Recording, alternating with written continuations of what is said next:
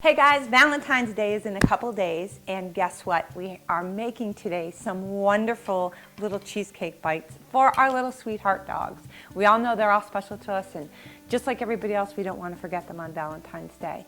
So let's go ahead and get started, but you know what? You're going to like these so much, you're going to find yourself making these again for you and for the fam. Let's get cooking. All right guys, super simple. We're first going to make the crust. Very, very easy. We have 3/4 cup of oats. I'm going to put that right in there. I've got 1/4 cup of unsweetened coconut flakes along with sliced almonds. You can kind of actually, yeah, they are sliced, not slivered. You can use anything. You can use walnuts, you can use almonds, you can use pecans, you can use whatever you want. We're just going to get that right in. Just make sure everything is unsweetened. Put that through. And I'm just going to use a fork for this because I think it's easier to kind of incorporate it all. Then we're going to take just 2 tablespoons of maple syrup and 3 tablespoons of coconut oil. And liquid coconut oil. If you don't have the liquid, all you got to do is melt down your hard stuff. There you go, and you can get that right in there. We're going to give it a good stir here, kind of go through. And we're just going to pop each one of them into one of our muffin tins. I put the papers in just because they're easier to kind of be able to fool with when we're taking them out. And it's maybe about a tablespoon per. And we're going to put that in each one of them. And then we're going to go through and we're going to press them down. We're going to bake them at 350.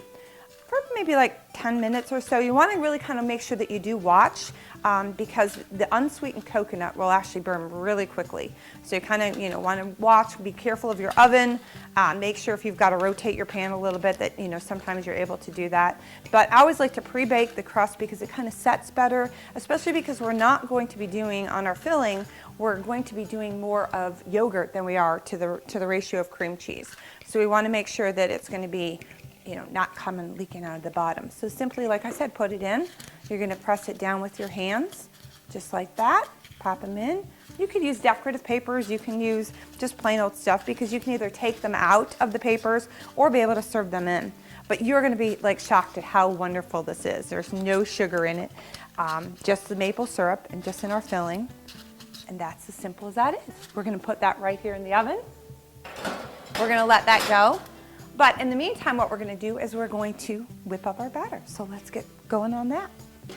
All right, very, very simple. As I said, we've got 4 ounces of cream cheese. Now with this cream cheese, we want to make sure that it's softened. Kind of cut it up in cubes so it kind of softens a little bit faster.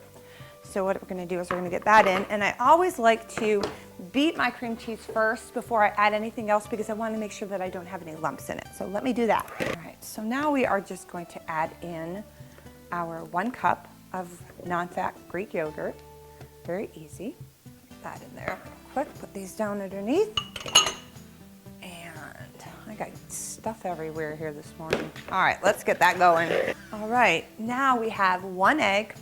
We have 2 teaspoons, excuse me, I take that back. We have 1/4 cup of maple syrup and a teaspoon of vanilla. And we're gonna put that right in there as well. And that's all we're putting in our cheesecake. Isn't that awesome? Nothing, no refined sugar, no anything. Let me give this a good whip up. Look how quick and easy this recipe is. It's so, so simple. So what I'm going to do is I'm actually going to let this sit for a couple minutes because it kind of thickens up a little bit more as it sits while we're waiting for our crusts to cook and cool slightly. And we'll be back in just a flash. We're going to go play with some puppies for a little bit, and we'll be right back.